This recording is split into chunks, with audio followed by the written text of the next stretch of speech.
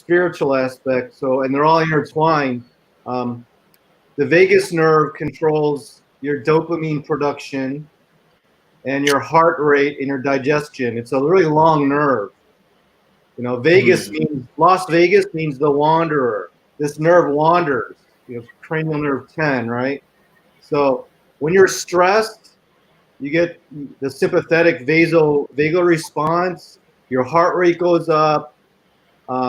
Actually, probably less dopamine is being produced, so you can't relax your muscles, and your digestion stops, right? You get constipation.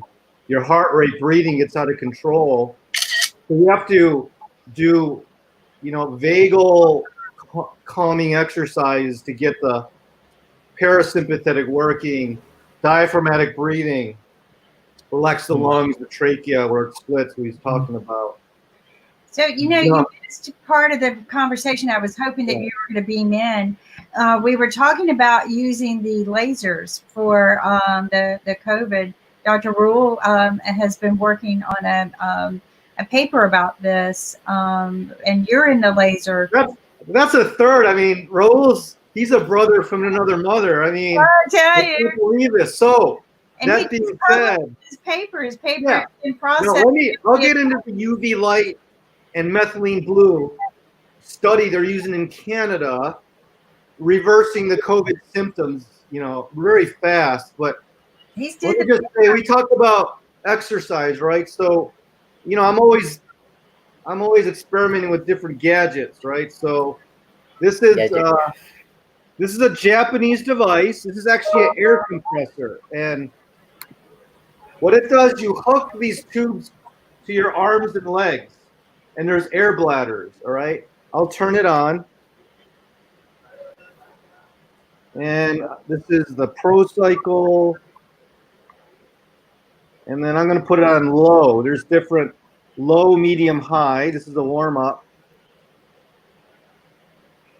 I don't know if you see the numbers going up and down.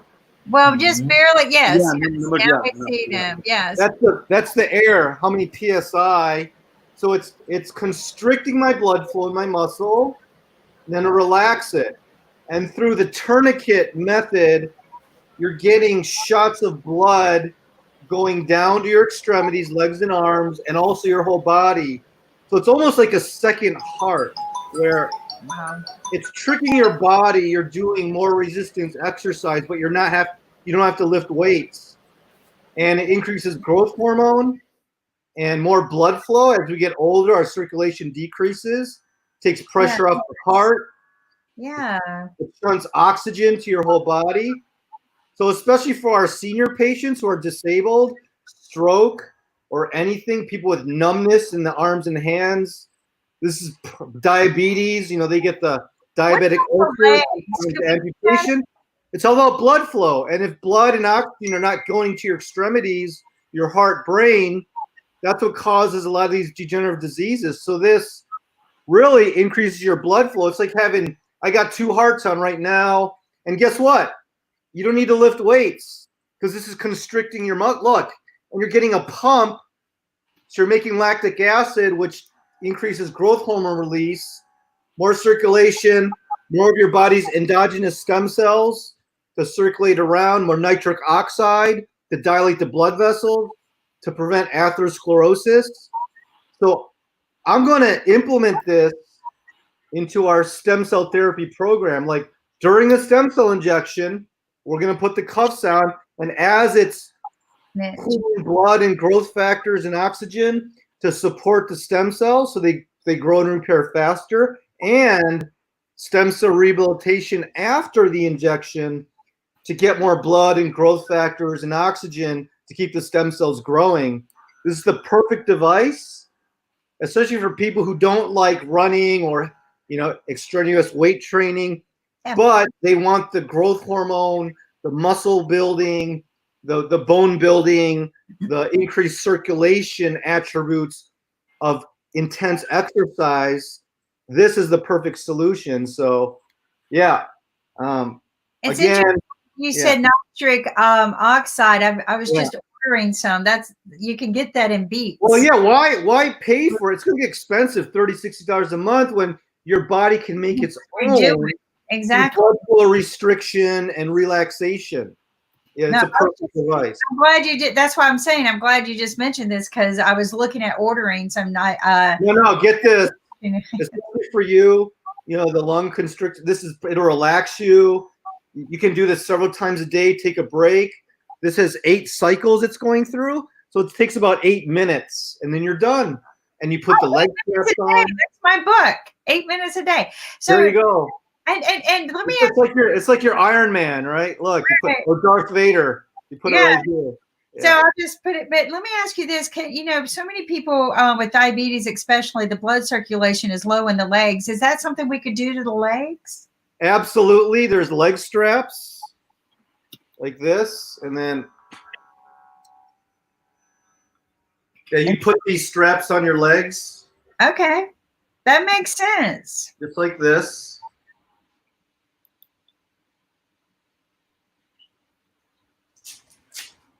Dr. You have so many technical gadgets. I just love your enthusiasm in researching all the different. Well, if you look at the movie Avengers, Iron Man, Tony Stark never sleeps. He's always inventing things in his basement. This is my garage. I'm inventing things. So yeah, I would unplug this and hook it to here, and it would pump my leg and shoot blood and nitric oxide and growth hormone platelets down to my legs, especially for diabetes it's on the rise, and sugar is very inflammatory. And with diabetics, the sugar, it oxidizes. It becomes like hard crystals, like a rusty nail.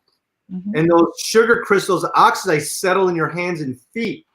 So it causes inflammation, swelling, sharp pains, numbness, loss of balance, nerve damage.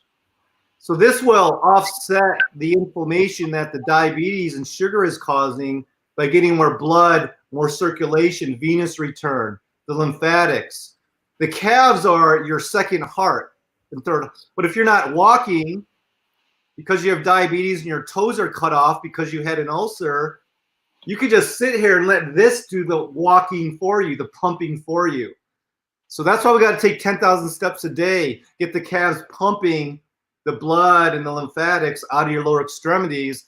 Like so many seniors have the swollen calves and feet, and there's risk of infection and all the peripheral neuropathy, nerve damage. So this is the perfect advice. I mean, yeah. Well, and I think it's interesting that some of the things that you brought up, especially with the diabetes. Dr. Raul has to depart. He's got patients, and I appreciate you coming on. Raul, let's get this for your patients. There you go. And I want to talk more on the UV lights and your research, because I have dabbled in that for cleaning water. I've used germicide UV lights, and Dr. Yu does UV lights. So thank you so much for joining us today. We'll get this is a panel talk. That UV lights will be a panel talk. Yeah, we can have a whole session. You guys, I can ship one to you guys, and then we can all do a Zoom Katsu workout. Katsu is Japanese for blood flow constriction relaxation. That works for me. But yeah. Thank you, Raul, for joining us. And one of the things I do want to talk about, though, is the UV light thing too, as well, because I know you work with that. And I love this. Send me one. You know what? That is a good idea. We'll do a fitness show. But we also have Dr. Jatin here from Infectious Diseases. How are you doing? Welcome. Fine. How about you? Hey, Dr. Jatin, he should be the CDC director. We got to fire Fauci and get somebody who knows what he's doing. So here's the thing: it needs to be, CDC somewhere they lost the point of their position. We all pay them millions and millions of dollars a year, but somewhere they decided everything had to be classified. So no, we're paying you. Everything needs to be visual. Everything needs to be transparency. There is no intellectual property. We're in this. When they start patenting vaccines and patenting viruses, right? It's kind of scary. Talk about conflict of interest. Oh, we're going to patent this vaccine. Oh, and by the way, this pharmaceutical company's going to sell it for us, you know. So No, yeah, and what's pill bright per bright has been patenting viruses for years, the COVID virus, actually. And I traced it this year. I don't know if you know anything about this, Dr. Jatin, but I traced some things. I do a lot of research just out of hobby. And I discovered that Perbright they do a lot of research with chickens in their lungs with COVID. Particularly, I think they said to find a vaccine to prevent it in livestock. But they had a big food conference in China, Yeah. for a security of food conference with all of this research that they were doing September 23rd through September 25th, which kind of would fit the timeline. It seems to me that if they were doing things around there and that disease just slipped out by accident, then, like if they were having the conference, and this is what they're known for and famous for, it could have been an accident, but it was in China. That fits the timeline, that they may have had chickens there that had the disease. The chickens accidentally got disposed of wrong and got to Wuhan.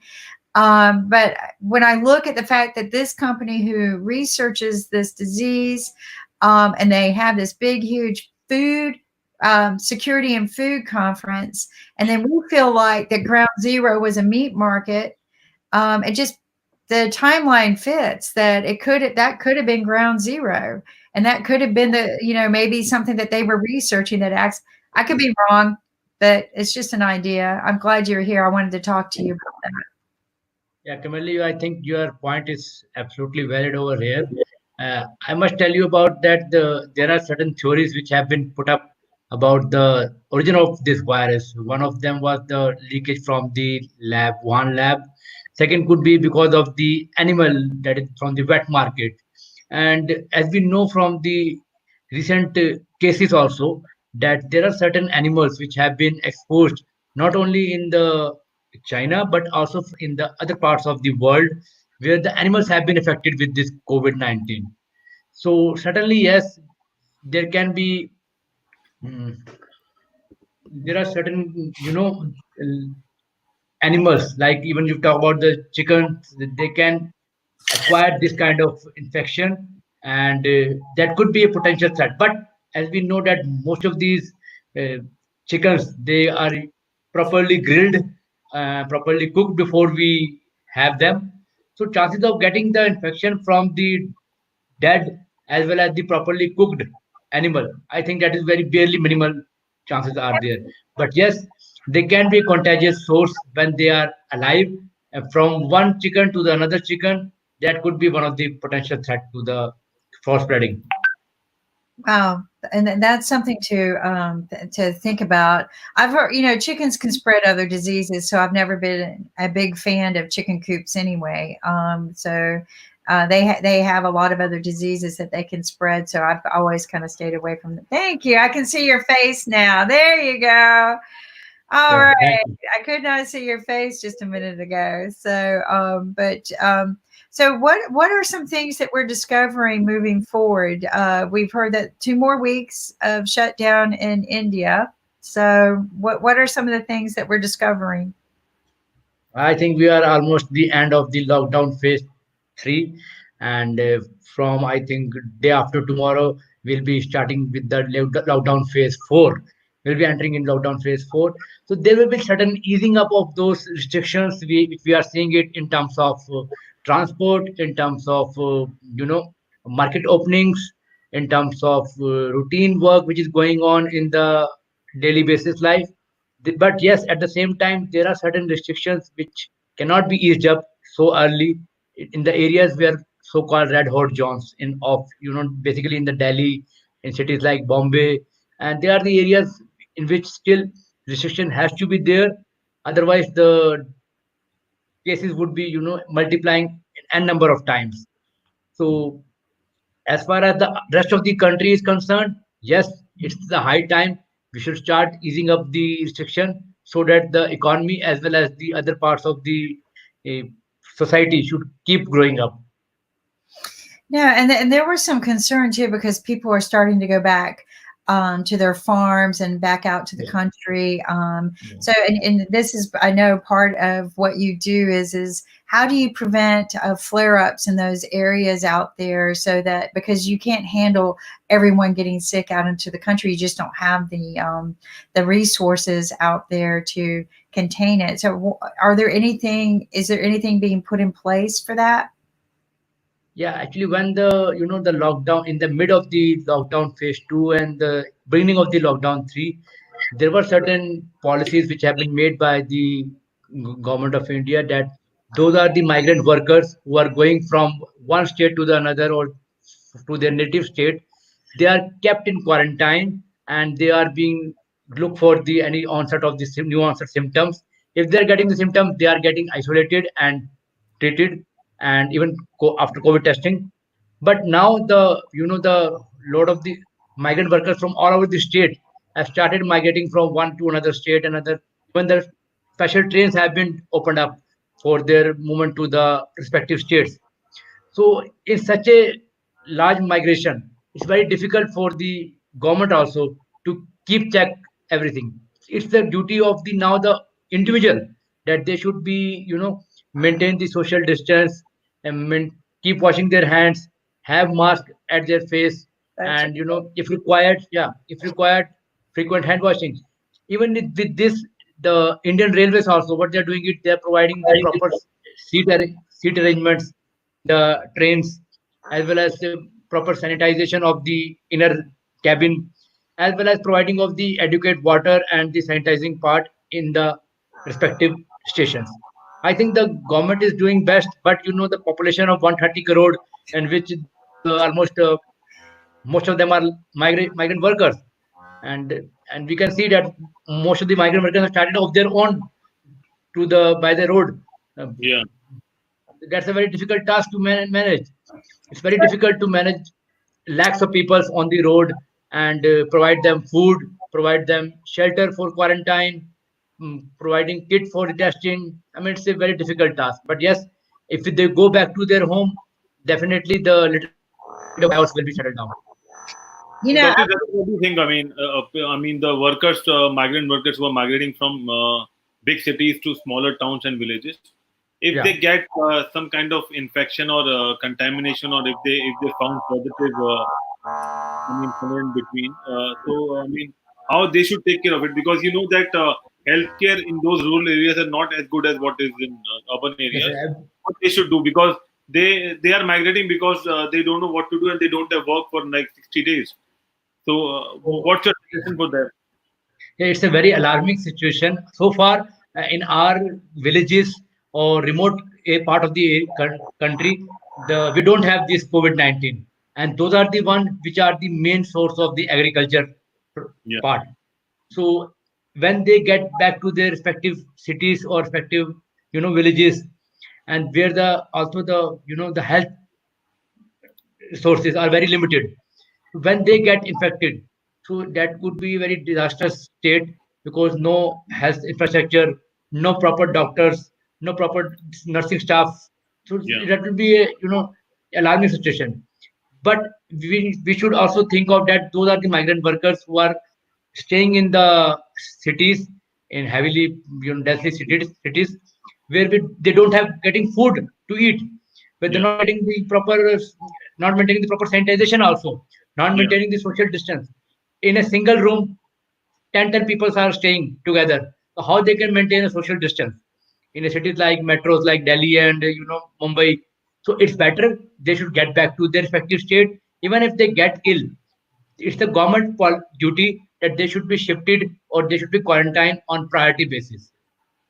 It's the duty of but the what's village. the Yeah. suggestion? I mean, what kind of precautions, or what kind of things they will take care of, because they are migrating from east to west, north to south, and it's a long distance. So suppose someone is migrating and he's virus free right now, but during that migration period, Yeah. during those days, they might got contaminated with Infection. the, Yeah. yeah. So how they can protect themselves? What are the best? Because we know that they will migrate. Government will help. They are going by trains, buses, and by walking and things like that. But what are the best practices they should follow so that they can avoid those, or maybe they can prevent themselves from the possible cures? So by any means, by the bus or by the train, by any means which they are traveling, they should maintain the social distance. Because by this time, whether it's the educated class of the Indian society, or it's the the low socioeconomic class of the Indian society, all they know that what is the importance of this social distance, all what is the importance of the facial face mask, what is the importance of hand hygiene. So it's a good thing which I think the COVID has make us learn, that we need to be little bit of aware of all those things. While traveling also, they need to think that this thing should not be you know compromised at any state. And Yeah, if they catch the virus during their transport, or during the the traveling part, so when they get back to the respective city, they should be regular contact with the primary health center or community health center. They are the ones who take care of this initial part of the infection. Community health center is in direct contact with the medical colleges in the state, or the big government hospitals, civil hospitals. So patients who are getting the symptoms, who are getting symptoms like severe acute respiratory infection, who are developing shortness of breath, fever, cough, they should be taken to the higher center. Those who are getting the mild symptoms, they should be managed at home, at any any particular quarantine area in a village. So that's not a big issue. The issue is one has to be come forward from the respective villages, respective small towns, to take care of those workers, because they are also the one who are taking care of us in terms of agriculture part. No, and Doctor, would you suggest that, because you know that thousands and millions of people are using trains now in India to go from one place to the other. Do you think Yeah. we should test them on railway stations? So that we can at least test them in masses, and we can get to know who is having the COVID-19. Because with thermometer, it's difficult to just check that whether they have a flu or not. So But and look also, at it. I would like to know that can we discuss about the Johnson new cheap mouth swabbing stick what we have we made in India, so that we can do the mask checking. Know about that? So, yeah, I'll cover all these aspects. Yeah, One thing is that already we are doing the infrared thermometer scanning, but is a lot of patients who cannot be catched through this infrared thermometer.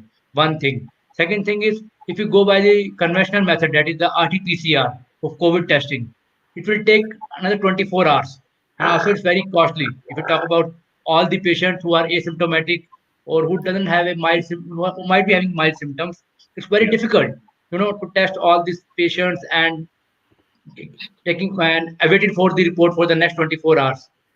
Yes, the third part which you talk about, the new test from the oral or the nasal secretion, yeah, but I think that will take certain time to come to the market. One more important test which has been developed by the ICMR and the National Institute of Virology, Pune, about the serology ELISA test, and that can easily pick up the person who have been exposed with the COVID-19 by detecting IgG levels. okay, So that can be utilized, because that is the point of care test. Any patient or any person who is arriving in the railway station, arriving in the hospital, sorry, in the bus stand 1 hour before that, they can go for testing. If the report comes negative, they can good to go. If the yeah, report comes positive, that depends. That will say IgM level or IgG level. If IgM level, then they need to be quarantined for certain period of time. IgG level, yes, again they should be assumed to be immune, because they already have undergone the COVID containment part. One more important thing is that there is a new concept which has come up: the getting of COVID inside my body and development of IgG. It's not equivalent to the neutralizing antibodies. So if I have the IgG, it doesn't mean that I am immune to COVID-19, because IgG is not equivalent to neutralizing antibodies, because neutralizing antibodies are also IgG. So there is a chance that I may get a reinfection, I may get, reactivation of the disease. So these things are still matter of debate. We are, still 5 or 4, 5 months old with this COVID-19, and new things has to be come up. You can take the example of HIV. We are more than 30 years, 40 years old with this HIV virus, and still we are struggling with the HIV virus. Similarly, with the hepatitis C virus, we don't have vaccine so far. So there are the certain things I think which we need to take care that all the tests should be analyzed with a critical appraisal. Great. No, I think You were saying something in between. So, Dr. Jatin, Yeah. so the WHO, they're rushing to get rapid approval for the coronavirus vaccine. What is Yeah. your opinion on that? As we know that WHO is also under the pressure. The whole, all the pharmaceutical companies, WHO, which is the main body, which is to be taken care by the all the taken care of all the countries of the world of basically main the communicable disease, also the non-communicable disease. So they have a lot of pressure to get with the any vaccine so that this virus can be contained in a better way. As we know that almost more than 80,000 deaths in the United States. In India, it's more than 3,000 deaths in already been reported. Even in Italy, UK, more than 25,000 deaths are already there. So there's a lot of pressure over World Health Organization. So they are in the plan so that a new and effective vaccine can be developed, which can be utilized in further expansion of this virus. But as we all know that there are a lot of competition is going on between all these pharmaceutical companies, and still no one has come up to enter into the phase 3. Most of them are going in the phase 1, phase 2 trials only. When it enters into the phase 3 and then into the public domain, then only we can know that whether this vaccine is effective in our setup or not. So far, we don't have any effective vaccine. Yes, definitely in the animals, there are certain vaccines which have proven to be development of neutralizing antibodies, good neutralizing antibodies. But if we talk about the human context, we don't have right now any data. That's a problem. I don't think vaccine is solution, because by the time it's developed, 18 months later, the virus has already mutated. Yeah. We know that there's already at least 3 strains. So yeah, already another problem is, believe it or not, there's not one vaccine made in the US. They've done actually safety studies. Like autism is on the rise, but so is, mandated vaccinations in pregnant women and their babies. So if you actually look at what are the ingredients in a vaccine, thimerosal, which is formaldehyde, mercury, aluminum, and guess what? Aborted fetus parts, because that's what they culture it in. And they add these heavy metals and formaldehyde. They're called adjuvants to activate, right? To activate the vaccine. But what is that doing to your body, your health? You're actually creating more autoimmune disease for a lifetime. Like I know that the Bill Gates Foundation, they were giving polio vaccine injections in India and Africa, but many children developed polio because of that vaccine, and hundreds of children died. You guys are aware of that, right? Yeah, so I don't really agree that Bill Gates wants to mandate this coronavirus vaccine for every woman, children, and baby, and pregnant women. I mean, it's ridiculous. How can one vaccine be universal to an adult and an infant? Doesn't make sense. And they want to do rapid approval without any safety studies, no animal studies, just jump into human trials. I think it's a last resort, if that. But people should have a choice if they're going to put that in their body, because the bottom line is, if you have a strong immune system, you will fight off the virus. Can I jump in the middle of this for a second? Yeah. What happened to using the plasma transfusions from recovered patients to patients that need treatment? Is that not a valid solution right now? Yeah, actually, what happened is there has been studies going on, and it has been seen that patients who have been recovered fully with this COVID-19 also, they have not developed the large number of antibody titers in the body. And there are certain patients who are getting sick even with this COVID-19 or being succumb to this illness of this COVID-19. They are getting the large number of antibody titers.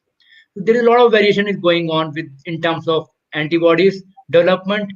If we talk about this COVID-19, so patients who are healthy, who have developed asymptomatic infection from COVID-19, it doesn't mean that they have the large number of antibody titers. They might be having the good immunity, and good immunity not, doesn't mean antibody. It could be because of the innate immunity. That is the first line of defense.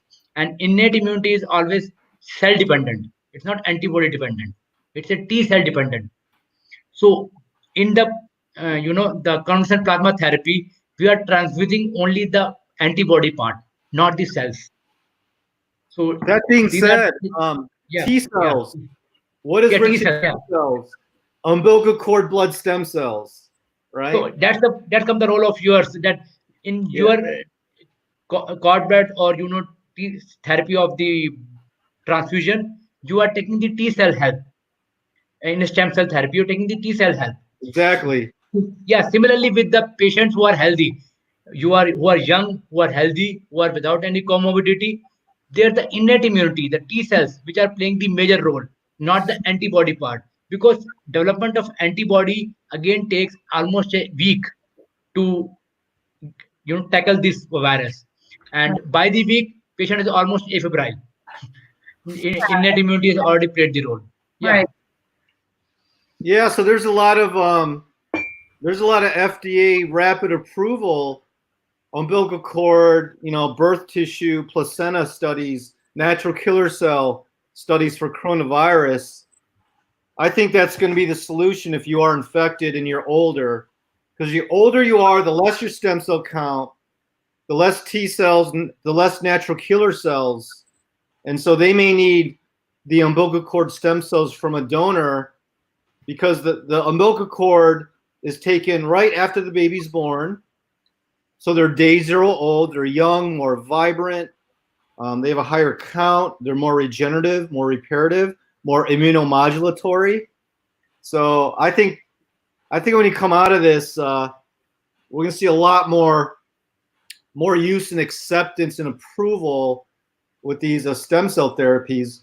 Now, talking about the UV light, that's what Trump was talking about a few weeks ago. He said, we got to get UV light into the body through the skin with some type of disinfectant. He didn't say Lysol or bleach. The media totally turned it around. They What he was ruined that. talking about is things like methylene blue.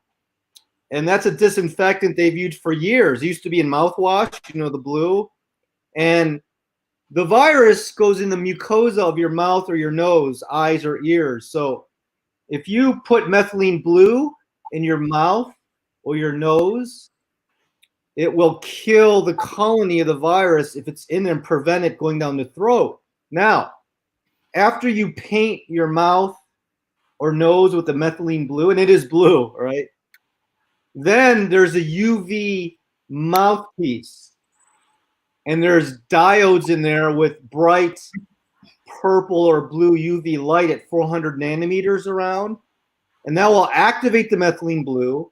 We know UV light it kills pathogens like viruses and bacteria. And there's actually a UV light laser type device you put in your nose. So you take swabs of methylene blue in your nose, put the nasal light to activate the methylene blue, kill the viruses. And the light has other health benefits like, again, nitric oxide production. It will irradiate your blood.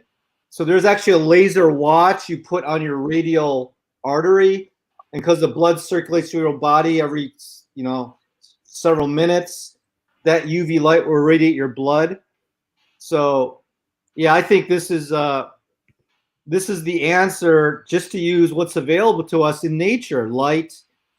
Now, methylene blue is a chemical, but with controlled dosages doesn't have the side effects like most pharmaceuticals. So this is the study they're doing in Canada, methylene blue. I think they're doing theirs nasally, but I belong to Academy of Photodiamide Oxidative Stress Physicians. We feel the mouth is probably better than the nose because most of the pathogens will go in there.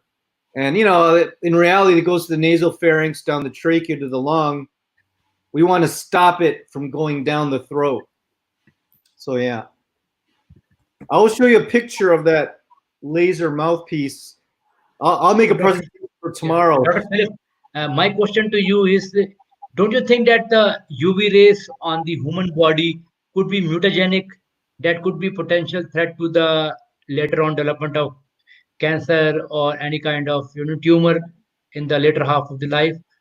You can get rid of this virus by putting this UV rays directly on your nose or over your oral cavity, which are the potential routes of transmission.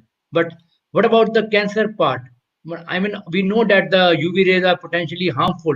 That is why we use them, uh, at the isolated room for our, clearing, disinfecting our mask, our other equipments, where no person accessibility should be there when the UV light is on. Once we have switch off the UV light, then only you can enter that room. This is what we have been taught from our medical school days. They are the potential teratogenic one, potential mutagenic one. So this should be avoided on routine practice to the human body. Well, if a woman has cancer cells in her breast, and you expose that to UV light, will it throw fuel, give fuel to the fire to make that cancer grow faster? We don't know. What I can say is, like a lot of people say, oh, if you lie in the sun, the UV light will cause skin cancer. That may be true if you're overexposed. You have too much, burning, right, and then higher chance of cancer. When the reality is, a lot of people are in the sun all the time. They're actually protected by cancer because they have more vitamin D3 production, and you get melanin, and then melanin protects you from the harmful rays. So you have to have controlled doses of UV light, right? And another thing is, a lot of these people who get skin cancer from the sun Yeah. is because they don't have enough antioxidants in their diet. So you need more antioxidants, and that will prevent the cancer rates. So again, the vitamin D3 is essential for immune system to fight the cancer, because we have cancer cells all the time, but not everyone gets cancer, the overgrowth, right? After So again the round, we are again back to the orally or nasally. I mean, the chance of cancer, I would say it's probably nil. I would say it's going to decrease your chances of cancer just because it's killing pathogens, and it's enhancing your immune system. I mean, you're going to get more cancer from more exposure to autoimmune disease, from pharmaceuticals, from all these the vaccines, which stress your immune system. So, and of course, stress, unhealthy diet. Other than that, so it's a small risk to take for a non-invasive way, to kill the virus or even prevent it. So, yeah.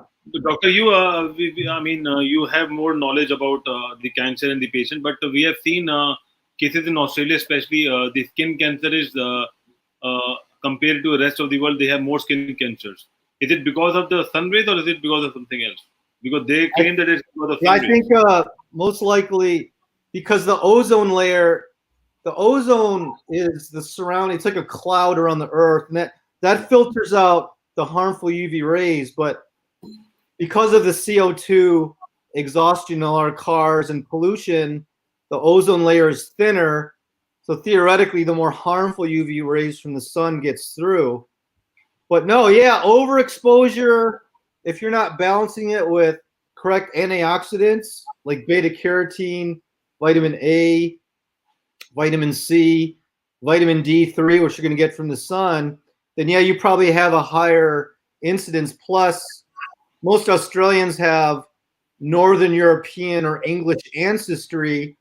They don't have as much melanin as like an African or people with more pigmentation who naturally can, block the harmful rays. I think it has more to do with epigenetics, Yeah.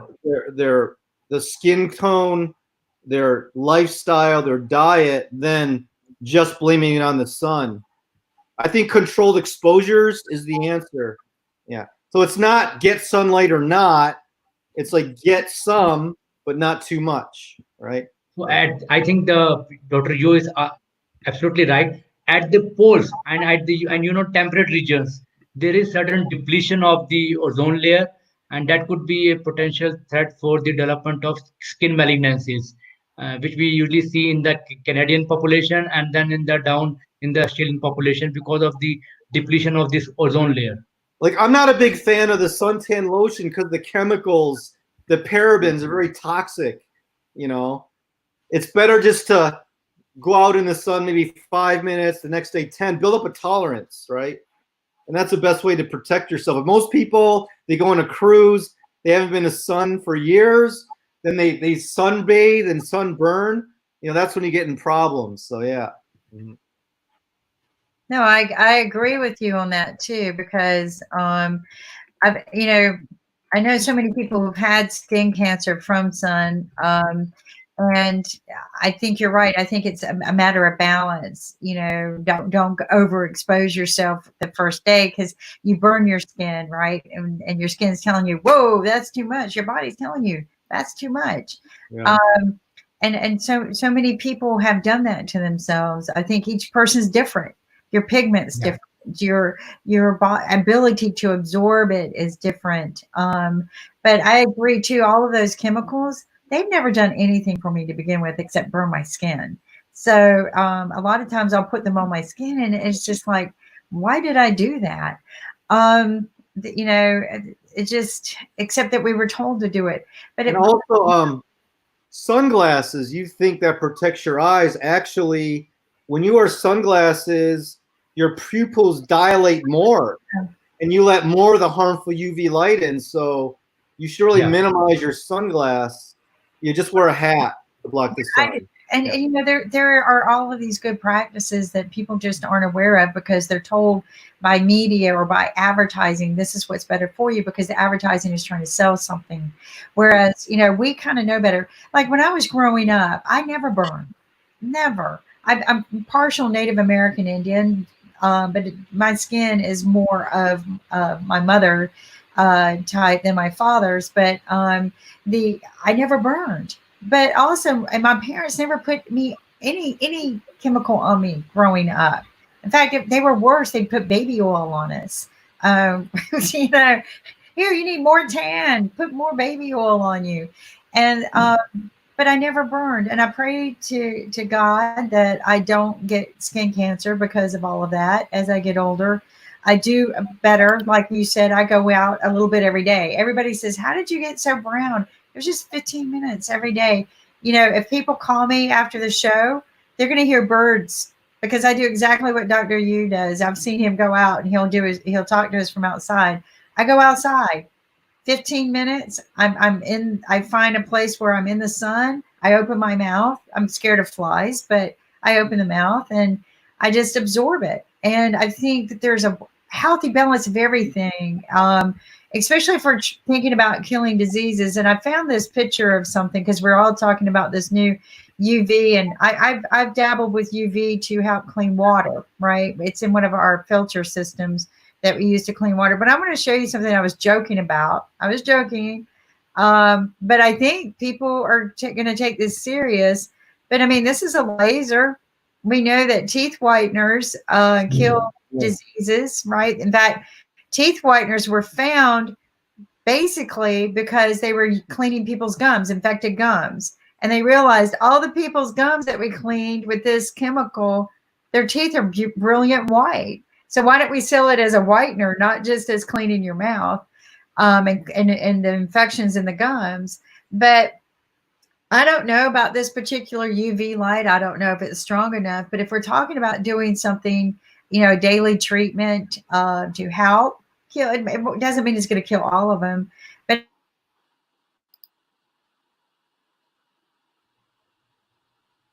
to put in the mouth, right? And I've always felt like if the whitener gels were originated to clean the infections in gums to begin with, then they've certainly got to be cleaning my gums if I'm using them to white my teeth, right? So I think there's an answer out there. We just can't quit looking. Building the immunity system, social distancing for now. Right now, I agree with Dr. Jatin. We got to address it as it is and quit spreading it. We just have to stop spreading it. Good practices, and then build our immunity system and learn to live with it. Well, traveling not an option, I don't think getting on a train if this thing actually exists, because I don't think the coronavirus, the SARS-CoV-2 has actually been isolated, as far as I know. Like, I want to see this thing under electron microscope. I want to see the spike just to know it exists, because we know that when the media puts fear in people, you release stress hormones, right? Yeah. And that could mimic a viral infection. You release toxins. You release exosomes. There's good exosomes and bad exosomes. You can release the bad exosomes, which release toxins, which affect your lungs. Because did you see that video in Senegal? They tested papaya fruit. They tested an animal with the antibody test, and the fruit was positive and the animal was negative. So should we quarantine the papaya fruit and goats? So he's like, man, does this thing even exist? You know what I'm saying? Well, I think it does. I wish. Dr. Jatin, would you like to see the virus isolated with your own eyes? See it under electron microscope. Just for validation. Yes, this does exist. He probably has. He probably seen it. Have you? I mean, it would be nice if they did that and showed it to the world, like did a video. Yeah, because the world. Data could be manipulated. Statistics, like we're here in the U.S., doctors being told, "Oh, that patient died of a heart attack.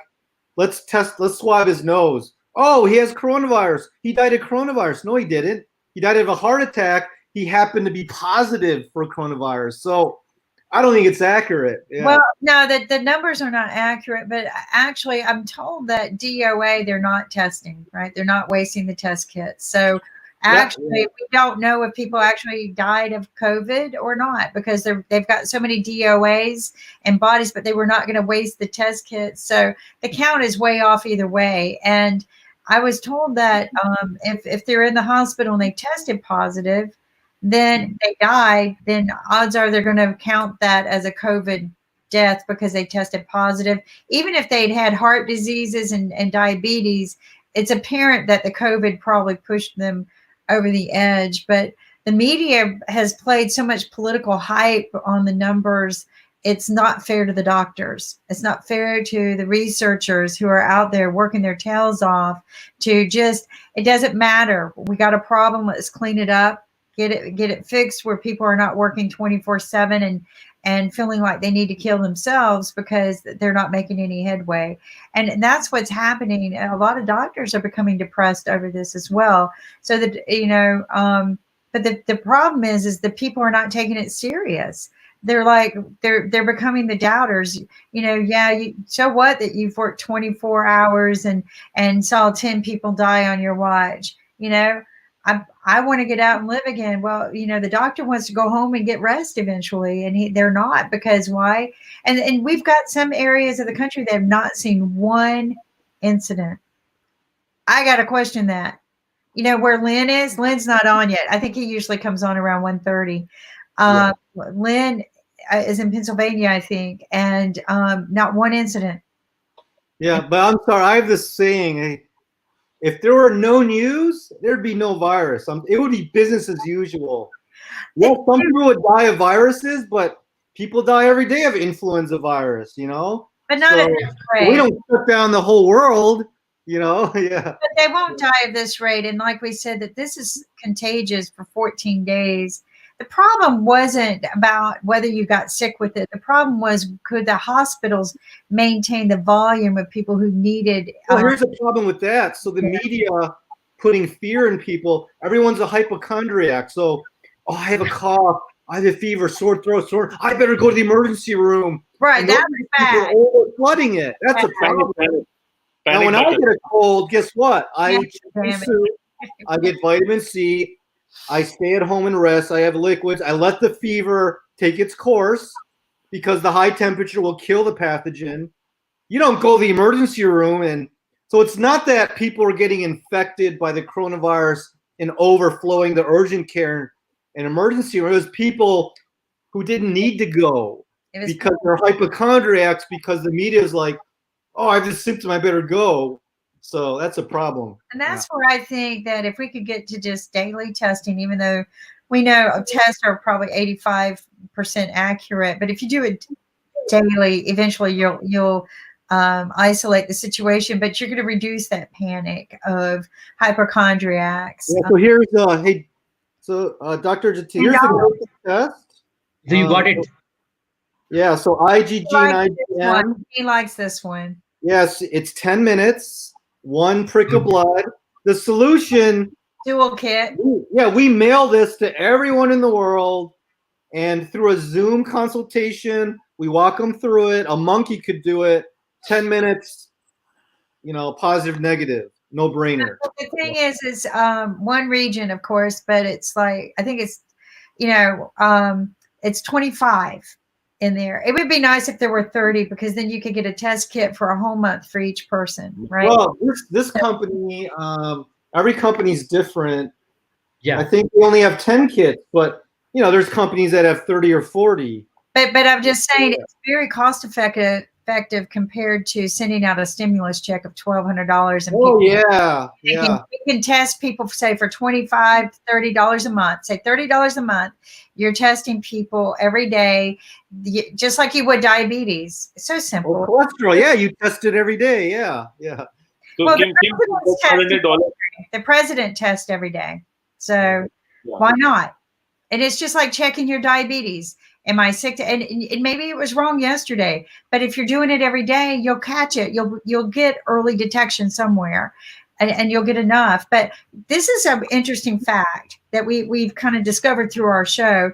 Is it seems like the 2 places that does not have mail delivery has no COVID. You see? Because they don't get the news. They have mail delivery. They have news. We got a second wave in infections coming. No, they have 5% Americans are going to die. It's like, no, they have no stress. No, they're healthier. They're getting the sunshine. Yeah. Think about it. No postal delivery. This kind of came to me as we were having the conversations this week, and Lynn said he didn't have any, and then I went and looked at the some other places that have no home postal delivery. They don't have the infections. Yeah. Kim, I'll tell you what's happening in India. Before I comment on $1,200, that $1,200 is not for COVID. It's maybe for an election vote. Oh yeah. Because the election vote. And also when you talk about postal delivery, in India we have we are 1.3 billion. So we are using post office to deliver those currency or money to the required person. Okay. Wow. So I get my $1,200 from him, right? Wow. And then I get a letter. Qualified. Wow. So wait. We must. Wrong time. So what I was saying, Doctor, use that we use postal services to deliver the currency note to the rural India, because a lot of people don't have the access to the bank right now because of the lockdown. And also a lot of rural places, they don't have banks. So postal boys and postal army, they are utilizing themselves to distribute the currency to the person so that they have the cash and they can utilize at the time of pandemic. That's how we use postal. But the concern is that, whenever you have a physical contact, there might be a problem. But we are trying to prevent and figure it out how we can test those people on regular basis so that we can't carry and spread that contamination to those areas which are naturally secure and safe. They are out of the world. They are not like in Delhi or like any other metros in India with a lot of pollution and a lot of people surrounding and all those things.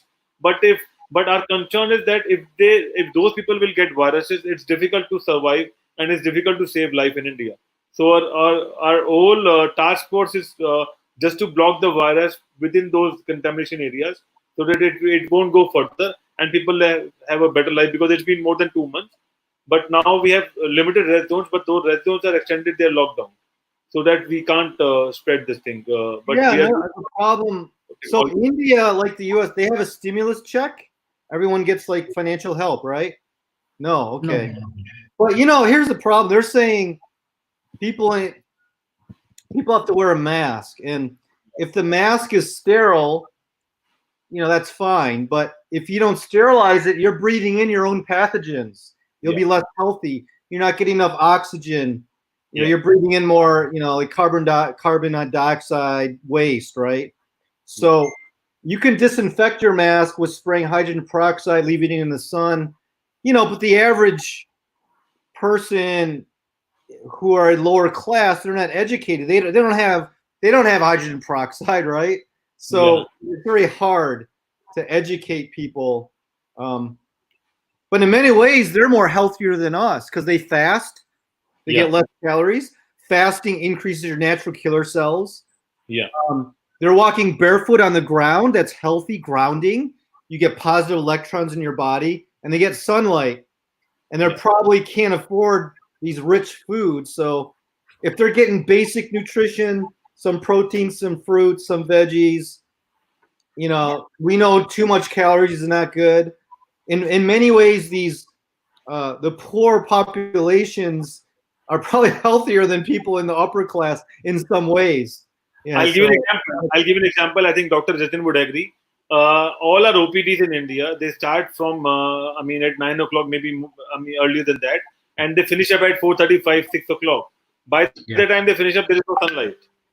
So I think a lot of doctors are taking a lot of vitamins and medicine just because they don't have sunlight. But Dr. Jatin, do you think we can have OPDs in the ground, or maybe with sunlight coming up, and then we can have those OPDs?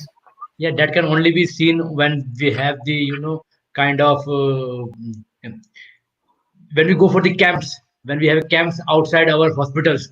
That's the only occasion we have the exposure from the sun.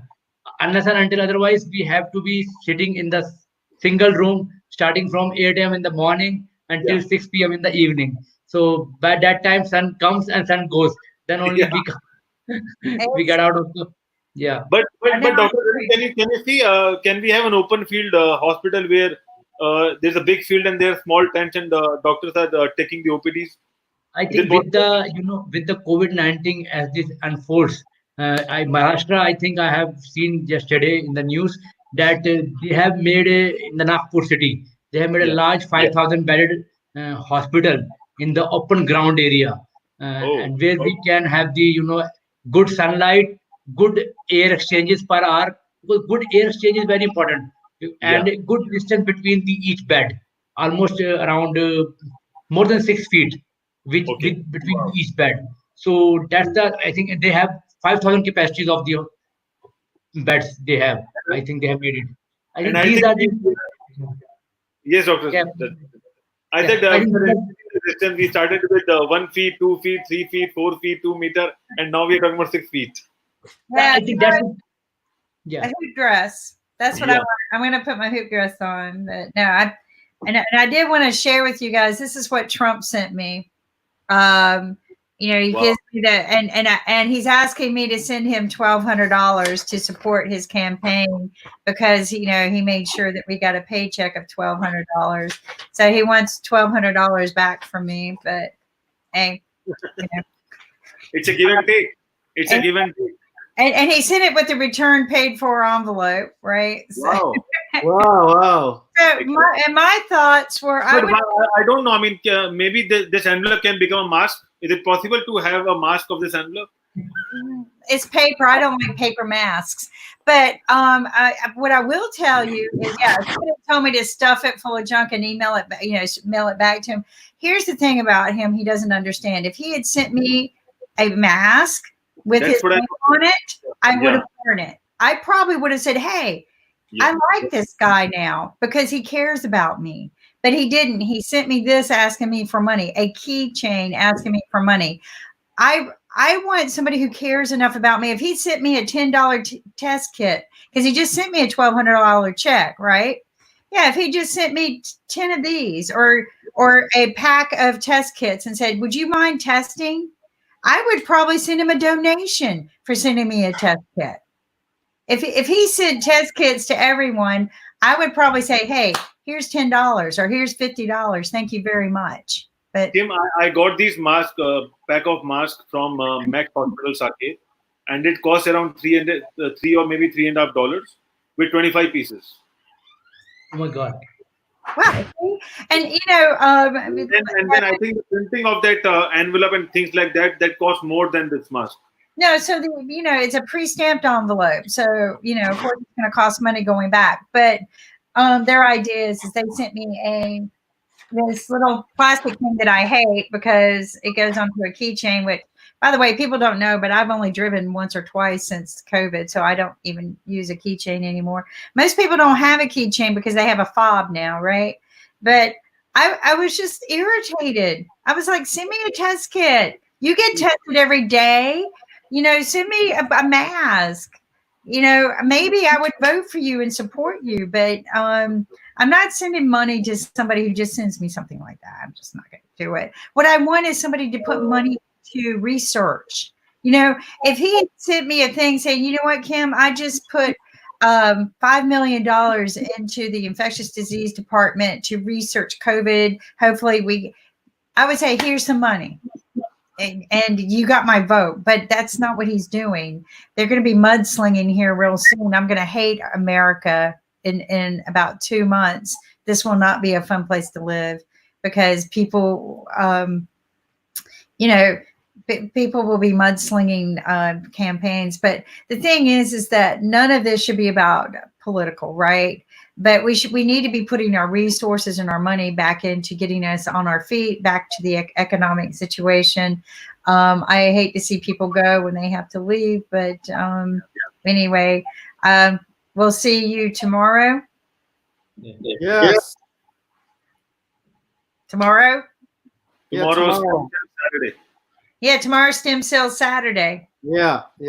We're promoting that. So so people are looking forward to stem cell. And I've got Noah coming in and doing a science class with kids right after you. So Okay, I'll see you tomorrow. see you tomorrow. Bye. Okay, bye. Bye.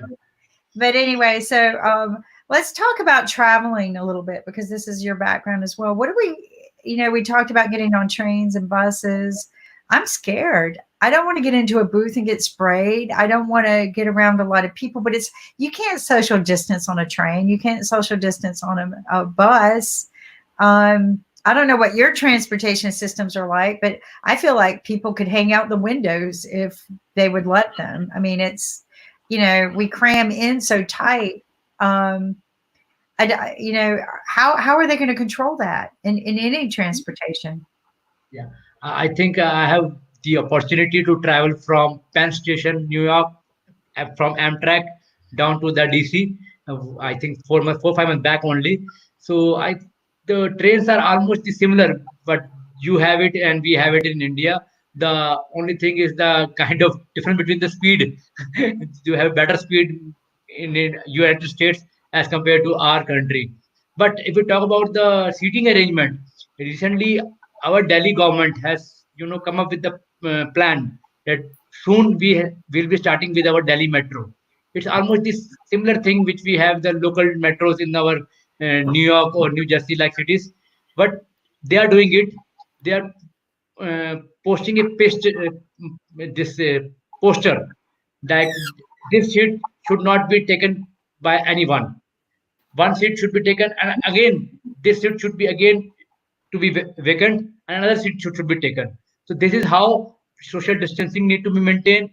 On the contrary, if you talk about the station, train doesn't need to travel all these stations. There has to be certain major stations which trains to be captured. And another thing is that in the station also there is limited entry should be there, and that too entry with the particular time. Like if it's 10:30, only 50 people will be going to allow per station. With 11:30, another 50 people will be allowed on per station. We cannot allow huge crowd getting into the one station and then letting compromising our social distancing. This is how the Delhi Metro is planning to do it. If we talk about the Indian Railway, they are already maintaining the social distance, providing the soap and water into the uh, train, providing the sanitizing portion part into the train, as well as maintaining the social distancing not in the station but as well as in the trains also. No, I think these are just going to be practices, and again, we're going to have to learn to live among it. Turn it into what becomes our common cold, right? We build our immunity system. Hopefully, the virus itself will mutate down rather than up, and we can learn to live. But I think these are practices we need to get to anyway.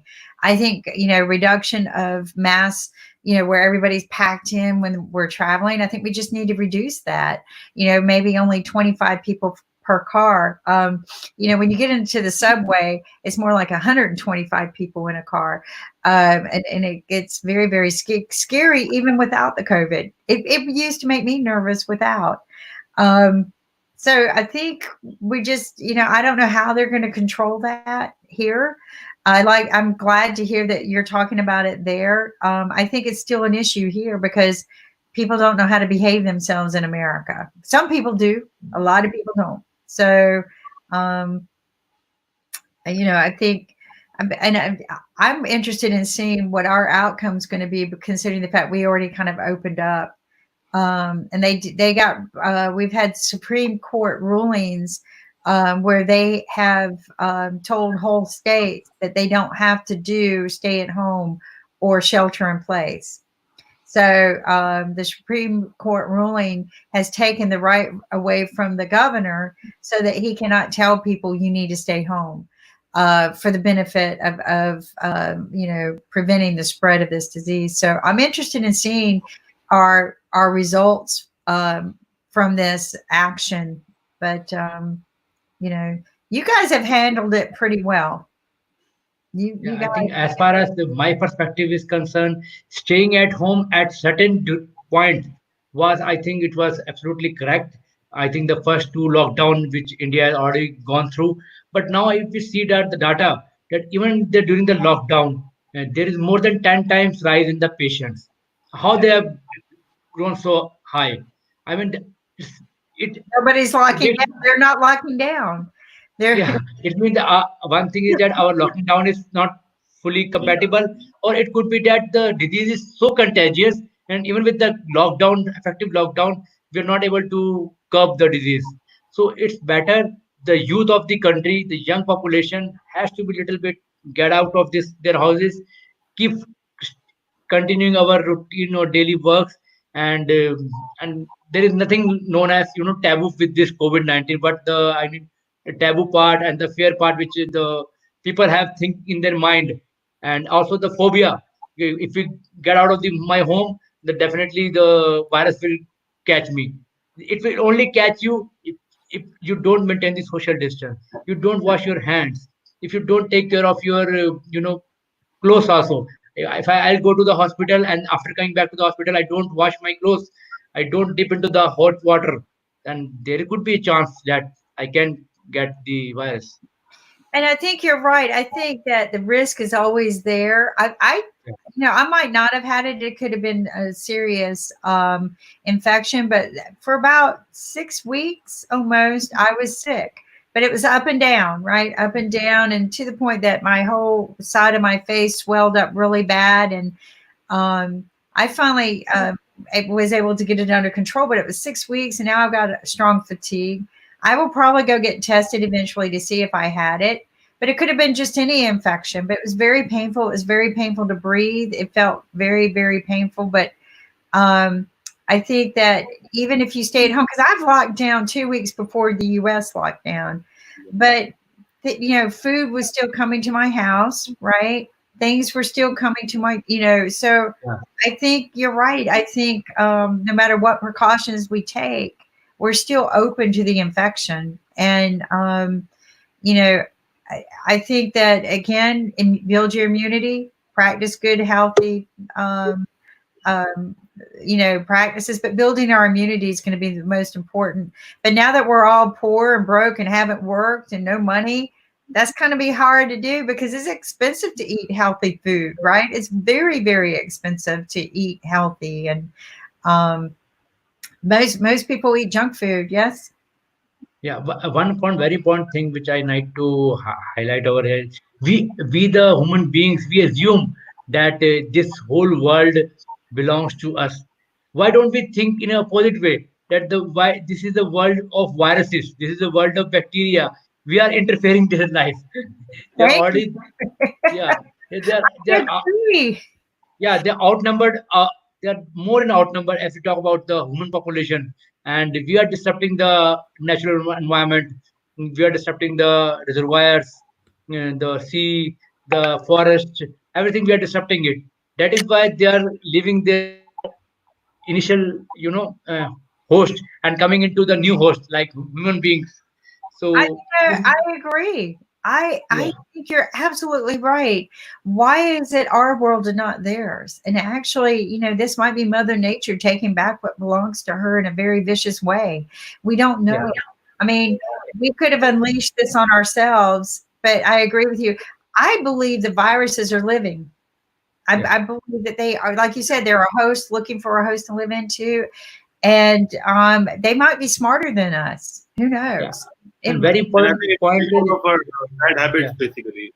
Dr. yeah, Ahuja, I mean, because we human beings, we have a lot of good habits and we have a lot of bad habits, and we yeah. tend to eat a lot of things which we don't have to eat. And I think there might be something which is wrong we are doing, and that's why we have so much of viruses and disease coming up every now and then. Yeah. So if we talk about the Indian context specifically, so look at the benefits of the hi, Liz. Look at the benefits of the social distancing. If we talk about the metro cities, we'll be having less number of the influenza cases. We'll be having the less number of tuberculosis cases, less overcrowding. So I think the overall mortality, if we look at with the social distancing, with the face using of face mask, all this also will come down to very very low level. So, no, I think you're right, and I think we just need to respect what our Earth is, good or bad. It's not our Earth. Yeah. You're right.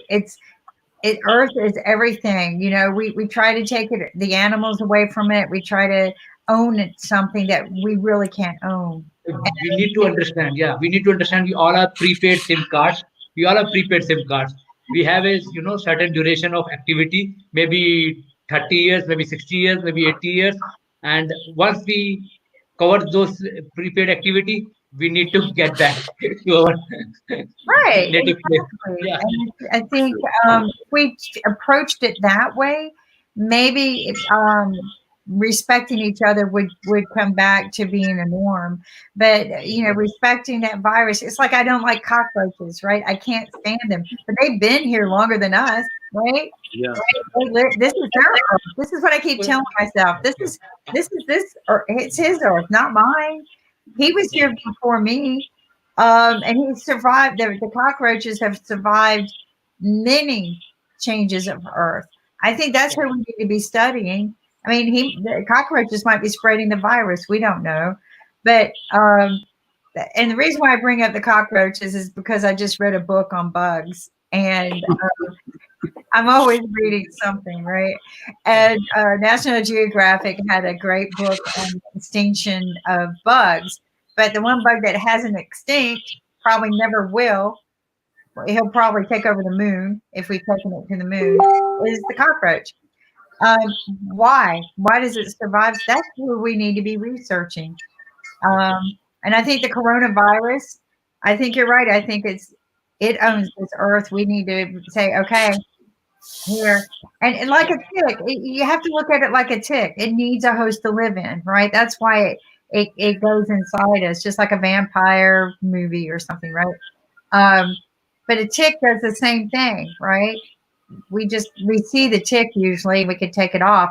We can't see the virus and take it out. It's just, Mhm. and But I agree with you. That's probably the best vision I've had of how to deal with this is that it owns the earth. We don't. And Yeah, they're thank not the new customers. They're not the new customers to our, home or our land. They might be already present in one or another form. And Yeah. since we are exploring the new things, we are exploring the new land and cut deforestations, we are doing it. So they might already there in the, dead forest, and we are entering their property. So everybody is talking about where the hell this virus has come over here in this land, on this land. They're already there, my dear friends. They're already there. We are Yeah. entering their native places. So it's a high time. We should think that since we talk about solidarity in this management of the COVID disease, we should also In talk fact, about the solidarity in viruses also. I think they are exploring the world now because we have been exploring the world since long, In and long, now it's yeah, time to explore the world. And that's what they yeah, are doing. They are looking for new hosts. definitely. They are looking for new gateways because we, as human beings, trying to capture the whole world. We want Yeah. to buy the land. We want to build big you houses, and want we to want to own do it. everything. Yeah, We want, have yeah, we want to make tunnels. We want to explore the sea, deep sea. We want to explore the sky. We want to go everywhere. Now we are starting exploring the other planets also. So yeah, where yeah, will they go? Where will they go? They will come to our houses only. But they are doing it. So I think now it's the high time we should start accepting them that definitely they are going to stay with us. The only thing is we need to be a little bit cautious, and that's how life goes. Already, we have a number of organisms in our uh, environment. Even if we inhale, we are inhaling a number of organisms. But we're not talking about those organisms. We're talking about COVID only because COVID is something new to us. It's new to our house. So if once we have the another family member entering in our house apart from the COVID, then we talk about that person. We forgot about the yeah, tuberculosis, we forgot about the COVID, we forgot about the influenza. So yeah. now I think we should accept it, and we start living with this only. No, I That's agree. it. Yeah. I agree. I think that's the way forward, and I think we have to accept it and we have to plan our life accordingly. And that is the way forward, and that is all. If we stay united, if we stay together, if we Yeah. think about one world, and if we share the best practices, I think we can fight with it because all other viruses which we have discovered and which we know, they are already in our society right now. It's not that they have been vanished. It's just that we have vaccines and we have things and medication to overcome those things basically. So I think same goes with COVID, but it's just a matter of time that we have to just stay calm and stay united and stay monitored what's going on, That's okay. and then just Absolutely. do the right preventions and try to secure and try to live a good life. When I just don't think there's a miracle cure. I really don't. And I think we need to stop doing rapid pushing of vaccines. I think we need to properly research them. I still think if we can use some sort of plasma, that's fine. If not, treat the symptoms, right? Get you through it just like you would a cold. And if it gets too bad, get you to the hospital and treat you. I just think just control it, but I think I'm scared of these pushes for drugs that haven't been tested. I don't want something put in my body that they Yeah, think, oh, this is going to work, and it doesn't. That's the biggest false illusion. It's kind of like when everybody was touting, oh, hydroxyquine is the answer, or Revestropor. Actually, no, there was just treating the symptoms. That's all Yeah. that's been the answer. And I think that that's what we're going to find in the future is there's not a 100% answer. They're finding out so much about this that they told us wrong in the beginning. Yeah, Like problem is we are thinking in terms of how we can defeat this virus. Why don't we yeah, think that we should live with it. the virus? Yeah, virus should stay of its own, and we should be staying at their own place. We should not fight with each other. Okay, which it's time that virus we get immune toward this virus. We should increase our immunity, and if probable in the future, then we should be having the good vaccination. But don't think that we should be going to defeat this virus. No, Defeating yeah, have we ever defeated the HIV virus? Have we ever defeated the hepatitis C virus? Have we ever defeated the influenza virus? They're still with us. They're still with us. So why don't we think that we need to defeat this virus? We need to defeat this pandemic. That's the only thing I see. Exactly. I think we just have to minimize the virus spread with Yeah, correct. modification, and also try to prevent themselves. That is what we need to do, because prevention is always better than cure, and that is what we have to do right now, because Yeah. vaccine is still far, and we have to be strong, and we don't have to be panicked when someone is having COVID, because I mean we can still overcome the situation, and I think we are increasing our mortality rate as well. So I think we are in a good hand. But I Yeah. think that people just so here's the problem. See, when people get sick, they should stay home. Just like you're saying, if you're sick, stay home, get through it, get past it. But the problem is people that I know so many people who go to work sick with a cold. When they go to Yeah. work with a cold, what do they do? Well, it's just a cold. Who gives? Some people can die from it. Some people can die from the flu. But So yeah. go to work sick, you're going to spread it. So here's the problem. The problem is you got COVID that spreads like the bejeebies, right? Because you'll have it asymmetric anyway. So by the time you get the symptoms, you're probably really very, very sick. They're still going to go to work sick. Just like we shut down here in North Carolina, on the week we shut down, they allowed the government offices to stay open. It was 500 people in the building, okay? Essential employees only. One person walked in with fever. He had okay, so we're shut down for pandemic as it is, but he shouldn't have come to work with a fever. But, Yeah. oh no, I can't miss my job. I need my paycheck. So pandemic situation to begin with, you should not come in with a fever. But even if you were, so he would have spread whatever he had anyway. Sad thing was he had COVID. He tested positive for COVID. So not everybody who got sick with a fever tested positive with COVID. My nephew got really, really sick. Finally, out of he couldn't take it anymore because he couldn't breathe. He thought, I must have it. So he went to get tested. They ended up finding out that he had a really bad case of the flu and pneumonia. It wasn't COVID. But he tested, negative for this and this, and they finally realized, no, you have a really bad. So, just precaution. But you know what? He shouldn't have been going to work. He had a fever. He shouldn't have been going to work because you make yourself sicker and you make everyone else sick. So my thing is the reason why that they probably hit panic mode is people don't stay home when they're sick, right? People went to a concert. They went ahead and let a concert happen here in North Carolina. After they shut down all events, they still allowed a concert. Somebody went sick because they paid a fortune for that ticket, right? Now, if the governor said the concert was closed down, they would have been reimbursed for the ticket, but he didn't do that. He closed every event down, all sports. One person came in with a fever and they spread it and they tested positive. So the problem isn't anything other than people don't do what they're supposed to do. There's a lack of common sense and a lack of common respect. But I agree with you. We need this belongs to the world. We need to learn to live with it. But when you get sick, stay home.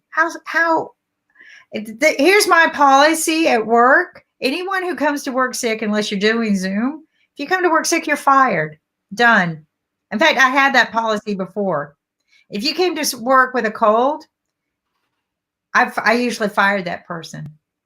I have zero tolerance for incompetence, and to me, bringing a cold into a small office because we had small office spaces was not just disrespectful; it was totally incompetent. So you don't need to be employed with me. So quite honestly, I think any employee that walks into a building sick should be fired. They're not being loyal to the company, and nobody's that important. So Nobody. what we can do is that in a large company, in a large mall, or in a large any gathering, what we can have is from the entry point there should be a checkpoint should be there where if somebody is not having the mask, if somebody is not having the hand sanitized, they can clean their hands, they can get entry. Yes, similarly what we see nowadays in India also, they had their bands before they enter into the certain kind of pubs or certain kinds of malls. ID band, So ID yeah, bands. yeah, ID bands, yeah, they are there. So that kind of things that can be taken care when we are entering in a large gatherings.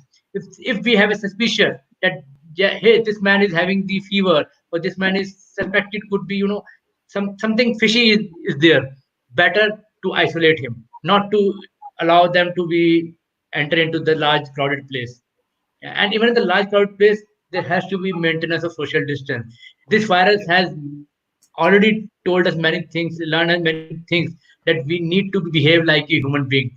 We need to behave. Don't behave like a uneducated or uncivilized, unsocial person, getting together and spreading the disease from one person to the another. This is not the way to live.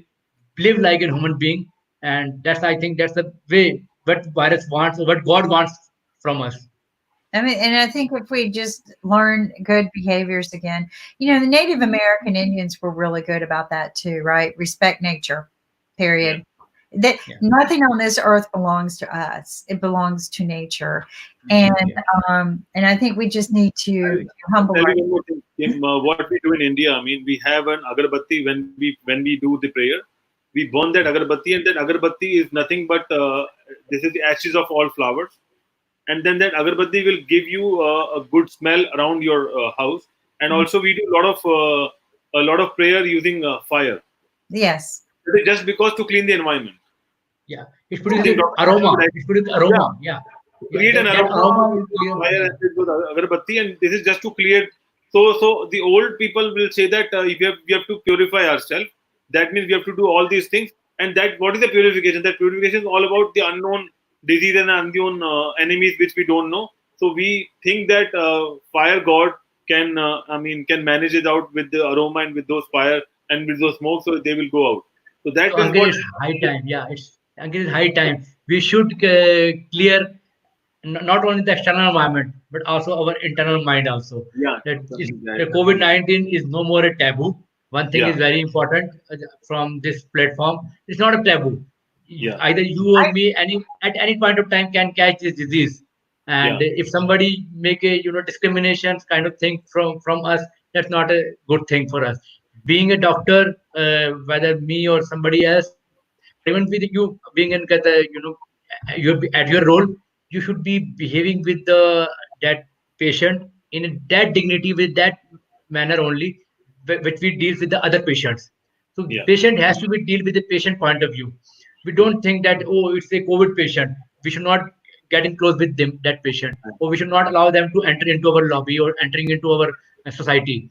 The patient should be respected, and they should be properly teach that it's your, from your safety and from our safety point of view, it's better you should follow certain precautions, and you should be isolating yourself from the rest of the family members. I think this is the crux things which in common people need to understand, these common things.